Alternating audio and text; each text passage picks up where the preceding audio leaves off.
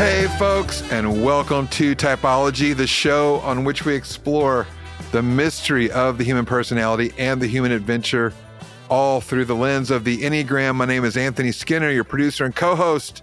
So happy to have you here. Listen, we've got a great episode for you today. We're revisiting one of our most popular episodes. It's a conversation with Elan Benami, co-creator of the EnneaApp. If you haven't checked out the EnneaApp yet, you really should. It's one of the best quick reference guides out there for all things Enneagram. Practical, insightful, and easy to use. Just search EnneaApp, EnneaApp, wherever you get your apps. Elan is an LPC with a master's in transpersonal counseling psychology and a background in philosophy. In this conversation, he and Ian dive deep into instincts and subtype stacks. And that's why we wanted to re-release this episode. It's so helpful. Instincts and subtypes. If you know your number, but you don't know your subtype or instinct, this episode is for you. So it's a topic that so many of you have asked for more clarity on. That's why we want to give it to you now. So whether you're new to the Enneagram or you've been studying it for years, you'll love this episode. That's it for me, Anthony Skinner. And now here is the host of our show, Ian Cron.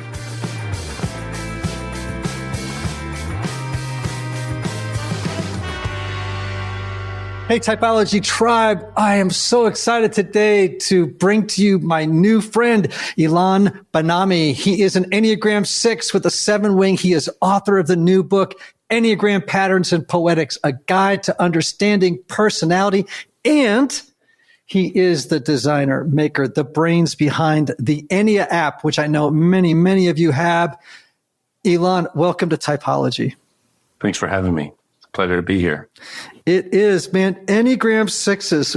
You know, I have a special affection for 6s because in many ways, for me, they are the glue that holds the world together in a way. And at least that's how I experience 6s. Their love for community, their earthiness. And I have a special affection, as I said. Tell me about your experience as a 6 moving through the world. Tell me about the journey of self-discovery you went on through the Enneagram. Sure. Yeah. Well, I was introduced to the Enneagram through my first therapist, and she sort of said it as a throwaway comment. You might want to read about 6. And I honestly was devastated by it. I think that's kind of a common reaction, but I just kind of consumed books, everything I could. I read everything that I could get my hands on because it stunned me. And she was a 4. And I felt seen by her in a way that I had never, in that way 4s can do. So that was my initial sort of introduction to the Enneagram, was through her, and it set me on a different path. I was doing hair at the time. I was a stylist. And working with her, it just was incongruent. It just didn't make sense. I was good at relationships, but not great at hair. I mean, it's fine, passable. Got by. There's still a few haircuts that haunt me, when I think of them. But that set me, basically, I left abruptly that world, which I never did. I didn't have the language at the time, but I'm dutiful, very 6. Showing up, I'm on time. I'm hyper reliable, I guess. But I just left. I just didn't show up anymore. I didn't give any notice. My clients, they moved on to better stylists, I guess. But then I decided to I looked at her and I said, I want to do what you do. And then I went to Naropa and grad school, basically, to become a counselor. And then I guess happenstance or whatever it is, I ended up doing an internship with Lori Ohlson, who has been teaching the Enneagram for 30 years. And that was really where kind of it took off for me, I guess. So you mentioned that you were devastated. And yes, of course, all of us, there's a certain level of, if we think of shame as exposure, the fear of exposure, right? There is this sort of shame-like experience when we come into our awareness of our type. What was it about the 6 that was so devastating? Well, it was just being described. I thought I did a really good job at hiding my anxiety. I think I actually do a pretty good job at not looking super as anxious as I am or as angsty as I am. And so I just assumed there was something wrong with it. There was something wrong with me in it. And so reading it, the classic qualities, worst case scenario, the devil's advocate, the authority issues. My God, the authority issues. Yeah. So it was really actually, that experience of, is somebody reading my journal here? But that was it. And also then the idea of the system, it was really, truly, this was early 20s. The first time I realized how everyone has a different lens, which is a mind-blowing thing to, just assuming everyone's operating on the basic paradigm that you are. So seeing that and then looking at everyone differently, it was fascinating. And also it really did knock me on my ass. Yeah. Sorry, is it okay to curse here? Oh yeah, this is a curse-free zone. Oh yeah. So let's talk for a moment about sexes and authority figures or systems, because I'm not sure everybody understands it. So can you unpack it from your perspective? Because I love that you just mentioned authority issues that you carried around with you. Yeah. I was always second in command, I guess, a role. I'm very comfortable in that role. I've had to step into actual leadership, but I'm very good at assisting the person with power. And I guess when I was less aware, I resented them, or not even that. I undermined them in my mind, but then I really wanted to be guided by them. And so I elevated them. They were on a pedestal, but then I would, question everything they did. And for me, I lead with, I guess, a warm front. I typically don't talk about that or show that. So all of that was, I look actually, or I think I come off as agreeable or even subservient in authority roles, but I was always, yeah. So we sort of had a conversation early on about, we were talking about just briefly about instincts and subtypes. Are you a self-preservation 6? Yeah, through and through. Yeah. So there's that warmth. That was the word you threw out, the word warmth. Yeah, I think so. I think I like to be, I guess, pleasant or, the sort of even ingratiating. I think I do that with authority. Which is normal for a self-pres 6, right? And as a self-pres person, you have tethered your security typically, right, to an authority figure. And, and so therefore you want to make sure that your connection to that authority figure is positive. Is that a fair way to put it? Oh, yeah, I'll be protected. It's a pretty solid defense, and it's been one that I've been familiar with my whole life. So it's interesting, I oftentimes say that, teachers, my wife was a teacher, and I'm always laughing. I say, teachers love self-preservation 6s, because they're, as little people, they're like little ducklings, they follow the teacher around. They keep their eye right on that authority figure. It's like, because the teacher knows where the bomb shelter is. You know what I mean? Like the teacher knows where the fire exit is. 100%. My mom is a teacher, and I was comfortable in that role of the pupil, or I guess the golden child. I'm air quoting for the listener because it's got its own pain or challenge. Sure. So I know that the whole idea, we just talking about subtypes for a minute, and I know that subtypes are a juicy topic for you, as well as instincts. And it's interesting. We've just been we have this thing called the Typology Institute membership, where people subscribe and are part of a small community that get together on a regular basis, and they get different things from us, like a private podcast and other perks, if you will. And we've just done, sort of, and are in the middle of kind of a deep dive on instincts and subtypes. Let's talk about those for a minute, because I know both are passions. Is that correct for you? Yeah, I love it. And it's just so useful. Yeah. Let's talk about the usefulness of instincts just for a moment, because I'm always telling people, you don't even need to know the Enneagram to benefit from knowing about instincts. Exactly. Yeah. As a completely separate topic, they're fascinating. Unpack instincts for people. Yeah. I also like that if you guess on the instincts, you have a 1 out of 3 chance more likely to get it right. You have something to work with there. Right. Yeah. Instincts, I just typically tell folks that personalities up here, can be a bit sophisticated. It's a way that you learned to avoid pain, get your needs met, and it's got a real strategy to this. Instincts, on the other hand, are underneath, They're more animal kingdom. They are more basic survival. They're pretty hardwired in there. I guess that's the elevator. Well, would you add anything to it? No, I think that's great. We do all have three. Let's just talk about the three different types. Tell us about self-preservation types.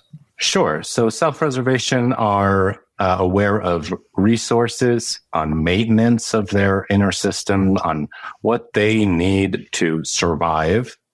Some people call it maybe the lone wolf. It knows I'm going to go up to that tree and sleep there, or the squirrel, it buries its nut, acorn, whatever. So, we're very aware of what is basically for the five senses to keep us alive and well. Am I hungry? Am I comfortable? Is it a little too hot in here? Yeah. Is it too cool? Yeah. So here's how I experience it. I'm a self-preservation 4, which means that I often look like a 3 or a 7. So it can be very confusing to people as the counter type. And again, I also am aware there's different schools of talking about instincts and subtypes. Not sure of yours, but we'll just see how we get along here on it. Sure. It'll be fine. I'm a big believer in both ands, not either ors. So it's about bodily survival. It's about personal bodily survival. My survival is very linked to the body. So as a self-pres, my wife will tell you, I worry a lot about retirement. I worry about money. I worry about the house being okay. At breakfast, I'm asking about what we're having for dinner. You're going to laugh, man. Anthony knows this. I'm obsessed with the thermometer. Like I can never get the house to be just right on the temperature. And so again, my concerns are around bodily comfort and personal survival. And my attention immediately migrates to issues around my own survival. So, but it's different for a person who is dominant in a social instinct versus a self-present instinct. So tell me a little bit about social instincts. Sure. Yeah. The only thing I was going to add when you were talking about the thermometer is my wife asked me before this started, she said, are you going to mention your bags of almonds that you stash everywhere? Because I have this fear of being hungry all of a sudden. I love that.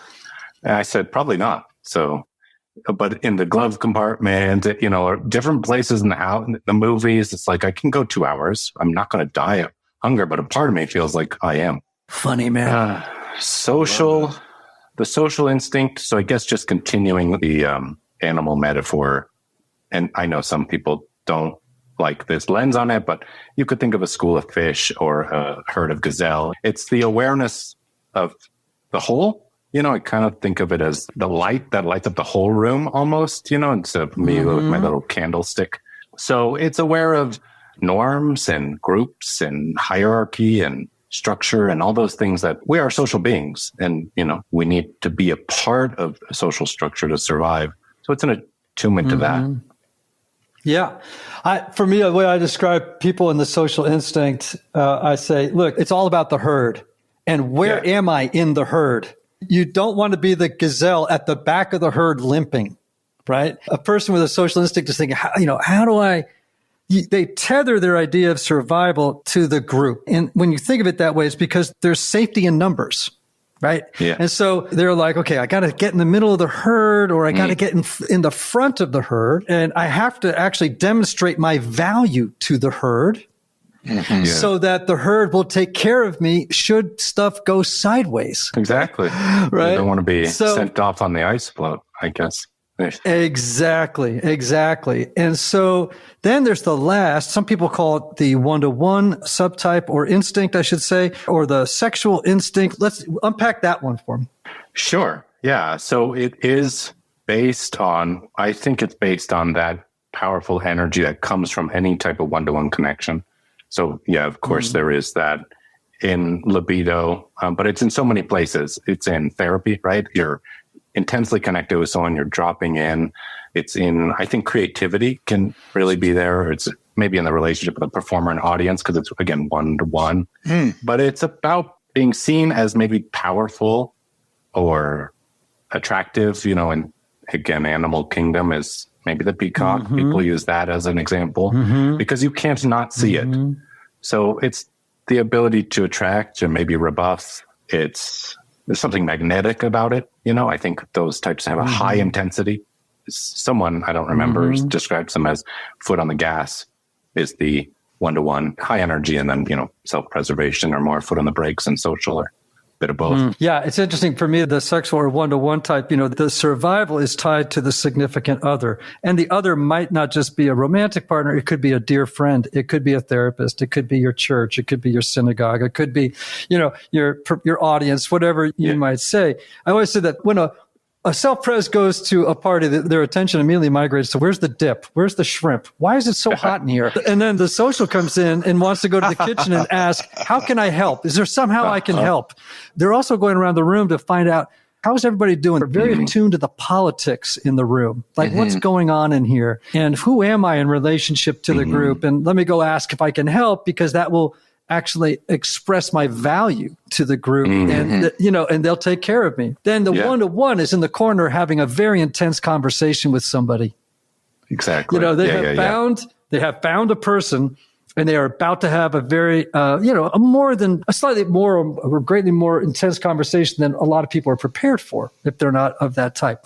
So, totally. Right. Yeah. So let me ask a question with that, Ian. So it's probably less likely, because this could be the social thing you were talking about, your value to the herd. And sometimes you need to be in the middle of it. And sometimes you need to move to the front of it. But the one-to-one, it could be like a performer with an audience. An audience could be the one, or a pastor with a church. Could it play itself out that way?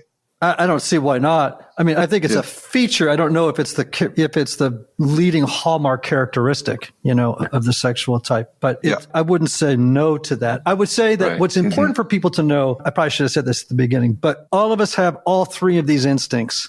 All of us. None of us are absent one of these instincts. Yeah. However, one tends to be dominant in us, and we over privilege and over rely on it. Yeah. And so, and Elan, maybe you can talk about stacks or instinctual, sort of however you want to talk about it. Sure. Why don't I just pass it over to you to talk about it? Because I think this is the value in understanding instincts as we describe them. And then we'll talk about how instincts lead to subtypes. So go ahead. Yeah, absolutely. Well, I guess, for example, I will be the self-preservation at the snack table for sure. And then I will be in that one-to-one would be second most likely. But even getting to a party at all is a great challenge for me, because I'm, social is my blind spot. And learning about the instincts, I realized I needed to do that.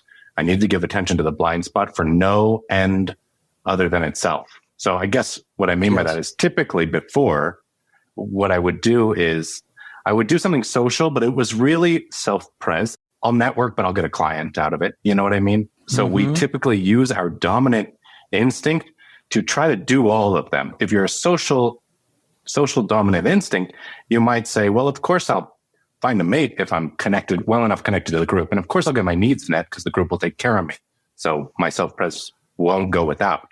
So part of the stack is, you might imagine like a pie, and it's divided. And for me, it's, let's say 60, 70% self-pres, and then 20%, and then the remaining 20% one-to-one, and then the remaining is social.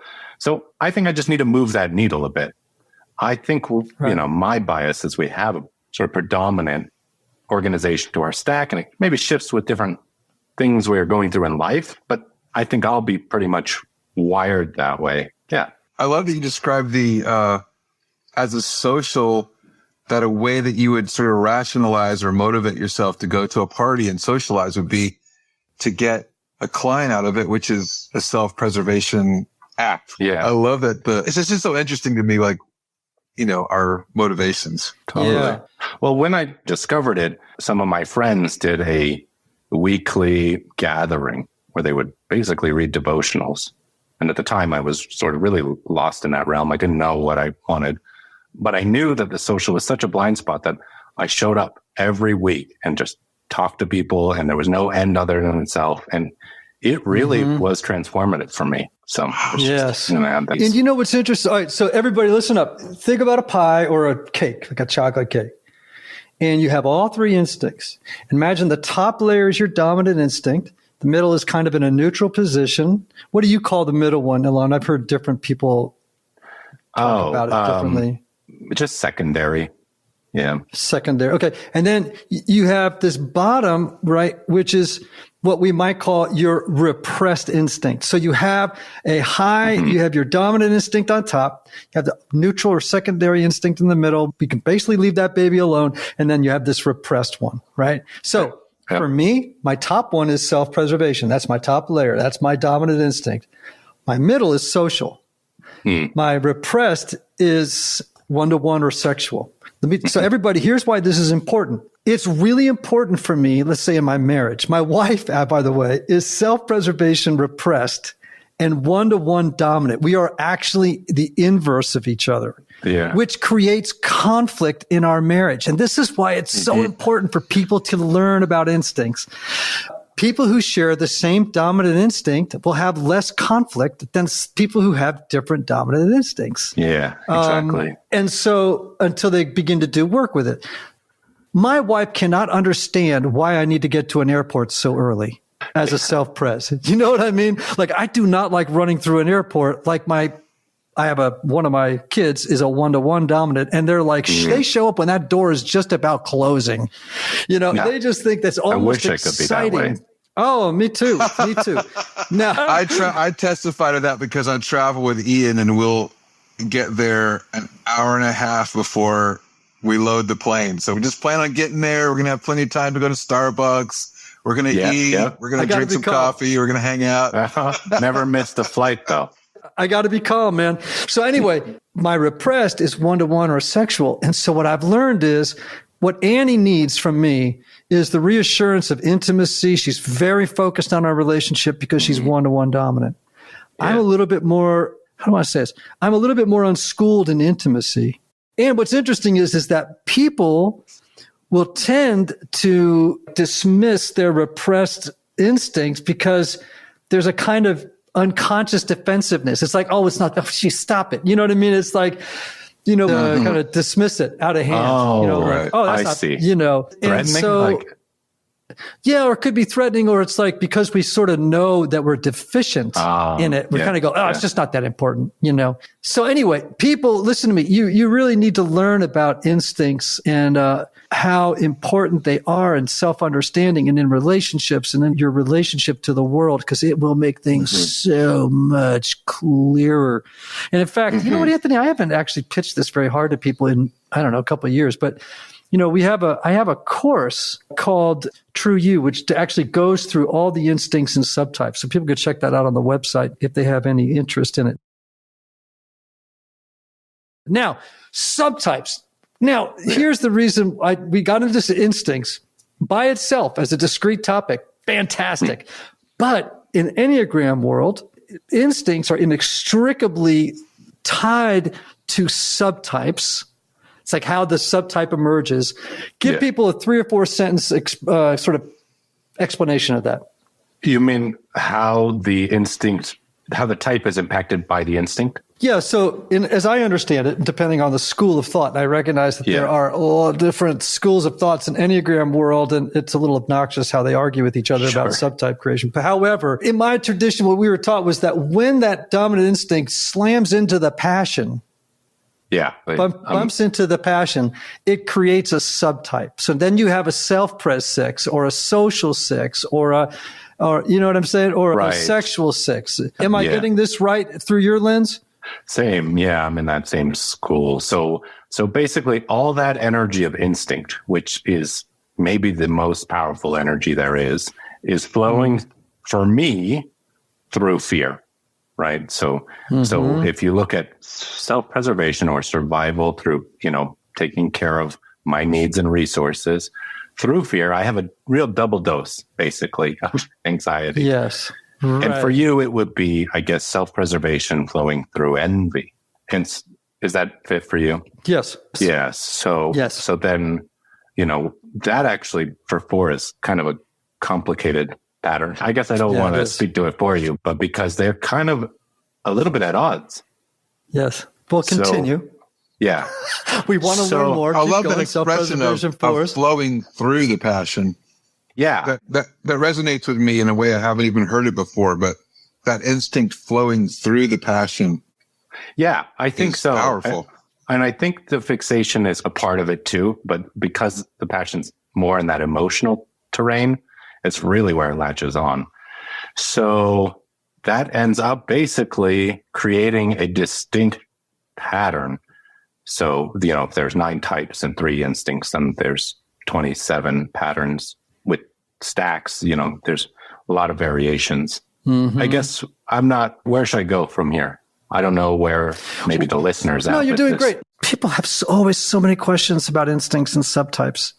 When they move past knowing their type, having a conversation around wings, especially when people can't identify their type. And this was my experience with the Enneagram early on. I'm always like, okay, so you've read all the time. We can't seem to find it in the types as they're typically described in a book. We need to go into subtypes. That's probably where you may be one of the counter types, right? Like an Enneagram, self-preservation 4 is almost its own type. It's so different from the other 4s. It is sort of baffling to me. Yes, I know. The sunny 4, it just seems like a walking paradox, right? And 6s, the 3 different types of 6s are so different in their presentation, they might as well be their own numbers. Really, truly. You and I probably have more in common as self-preservations than I do with a social 6 or a 1-to-1 6. Yes. Yeah. Absolutely. In fact, it's interesting. So many of the things you were saying earlier actually resonated with me. And I have a complicated relationship with authority, So what were you going to say, Anthony? You sounded like you were on the edge of saying something. No, just the idea that, which we've said this before on the show, but that you two might be more similar because of your subtypes and instincts as opposed to the number is just, that's a powerful thought. That's a game changer. Yeah. Kind of wild. For me, I just wanted to ask a question. I don't think this is backing up too much, but so as a 1-to-1 that's flowing through envy, what am I likely to struggle with? Well, so we're talking about Enneagram 4 now. Yeah, sexual 4 or 1-to-1 4. So the material in EnneaApp is basically started as Lori, I mentioned earlier, her material, and her material was from Claudio Naranjo. And some of his was his native tongue, and also some of it is just so harsh sounding. So it was angry envy. That's what they called it, but it's just, if you can imagine struggling with a pattern of yearning and longing, and maybe people have something I don't, but then you have the 1-to-1 energy, which is the most robust, I guess, of all 3 of them coming through that. It ends up as just fire. Sometimes they look like 8s. In fact, Anthony, we oftentimes say that the sexual 4, that's not very self-aware. That's important, people. This is not a generality here, right? Yeah. When they're not very self-aware, are easily the most aggressive. They can scare an 8. And they're far more surgical than an 8 is in their approach to other people, which can be devastating, That's where you say the 1-to-1 for, some suffer silently, some are outward about their suffering, but the 1-to-1 for makes others suffer. Yeah. So that's what I think, in the harshest sense of the word, what you would say is that the self-pres tends to be long suffering. They tend to be silently suffering. That's definitely me. And by the way, they look like a 3 or a 7 because there's a strategy in being conforming to the world around them, right? To compensate for a perceived sense of inner lack. Then for the social type, their suffering is apparent. We know a lot of songwriters and artists here in town. Yeah. You can feel the sadness and the longing just radiating off them. The Germans call it Sehnsucht. And Sehnsucht means this inconsolable longing for the unnameable is how it would be translated. Right. That's beautiful. And that comes, I love that. It comes off them. It's just, you can feel it, and I could name people, Anthony, that you and I know that would fall into that category, right? But the 1-to-1, so you've got long suffering, silent suffering, you've got suffering that's very externally picked up, it's radiated. But then you have this other where this is going to be hard. The 1-to-1 who's not very healthy projects their sense of brokenness onto the other and punishes it. That's a harsh way of putting it, but they can make the other suffer. And so now that doesn't mean that every sexual 4 is a bad person. They're not all like Mariah Carey on Adderall. You know what I mean? They're not all Alec Baldwin, like running around like that. That's just not how they roll. It just means that they have this intensity. They do have this wild intensity. I will say they're risk takers. They're the ones that are the first one to bungee jump off Vic Fall Bridge, man. They are just, there's this kind of raw intensity that can be a little overwhelming to people, but it's also very sexy, I have to say. It can be very attractive. And I want to say that it has a seductive quality to it. And I don't mean that just in the sexual sense. They're seductive people, friends. There's a certain magnetism to them. Totally. That intensity, especially obviously, will come out in the one-to-one dynamic, maybe with their partner, but then in other arenas, there can be such a different tone to it. Yes, yes, absolutely. And again, people, listen to me on this. The Enneagram is easy to learn and it's super hard to master. Right. This is the beauty of it, right? The beauty of it is you could learn, you could read a good book on the Enneagram, a primer on it, and you would get enough out of it to make really positive, significant changes in your life. And if you just choose to stop there, fantastic. Good on you. You got what you needed. If you want to go down the wormhole and to really dig a lot deeper into it, the system becomes increasingly complex and also more nuanced and interesting. Then you're going to jump into instincts. You're going to jump into subtypes, and you're going to jump into balancing centers. You're going to talk about, centers of intelligence. And by the way, one of the things we didn't say, Elan, by the way, was that so much of the Enneagram, right, is about the creation of balance, right? So we want to balance our centers of intelligence, right? And for me as a person in the heart space, I want to bring up, those two other centers, the head and the gut, so that I'm living with access to all three brains. We with the subtypes, we want to do the same thing, right? So to know my dominant instinct is self-pres, I need to work on bringing up my repressed, which is, Annie, my wife, I got to learn how to be a little bit more focused on the health of this relationship and not get angry when you want to spend the night laying on the couch watching a movie under a blanket. Yeah. You know what I'm saying? Yeah, totally. That's where you live. And I need to have more of that energy in my life and stop relying so heavily on that self-pres energy.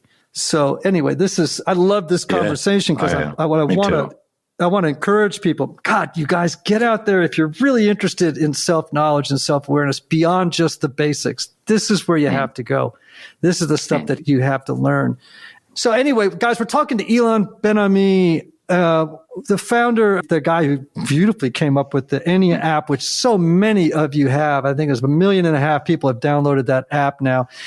He's also the author of this wonderful new book, Enneagram Patterns Poetics, a guide to understanding personality, which I also commend to you. It's got great stuff happening here. There's stuff about energy, instincts, centers, about primary types, wings, lines. I mean, you got to kind of go into it all. And it's one of the things I love about the Enneagram is you can hear the same stuff taught through a different voice. And suddenly you go, oh, I finally get it. You've read 5 books but one person turned the lock on a particular topic that you didn't understand before. And so that's why I love what you put together in this book. Thank you, Ian. That means a lot. And I feel the same way about you. You're the road back to you. And I also read the story of you, which was really great. You have a way of making it accessible and just inviting the reader in. So that's a treat to share and, recommend to clients and with folks as well. It really is true. I'm glad. Audience here, your tribe, you have to find the voice you resonate with. Yes. And I'm so glad we had this conversation. And I want to refer people to your book, Enneagram Patterns Poetics, a guide to understanding personality. Of course, everybody should have the EnneaApp on their dang phone. Don't be ridiculous. Everyone should have it. How are you going to be interesting at cocktail parties if you don't have that darn thing? You certainly want to sound like an expert, so get the EnneaApp. And Elan, how do people learn more about what you do and what you're about? Yeah, well, of course, the app is there and there's webinars on there and you can reach out and connect with us. The app is basically an attempt to be a comprehensive reference system. So it's bullet points and it's data, right? I'm a head type. So I tried to organize all the data that I could find into one place. I wanted it accessible. The book, I really have always liked succinct. I've liked things that, I wanted the whole system. I wanted to capture even the abstract, the spirituality of it, the nuance, but I wanted to do it in as few words as possible. So I guess I invite you to flip around through that to the listener, see what calls to you in it. You'll notice some departures from the language in EnneaApp, some things that are the same, but it's written to be, I guess, to bring a depth to it that maybe the app doesn't have. Sure. And I love that you like an economy of language. I hate wordiness. It drives me bananas. Yeah. If you can say it simple, say it sweet like that. I think that's the elegance of a beautiful sentence, man. Just get to the point, So, well, hey, man, we hope to have you on again to continue this conversation. There's so many other things that we could jump into. Would you be willing to come back? Oh, it'd be great. It was a real pleasure to talk to both of you and sort of nerd out about the Enneagram things. I like that deep dive there. Great. Hey, everybody, remember these words. May you have love. May you have joy. May you have peace. May you have healing. And may you have rest. Until next time.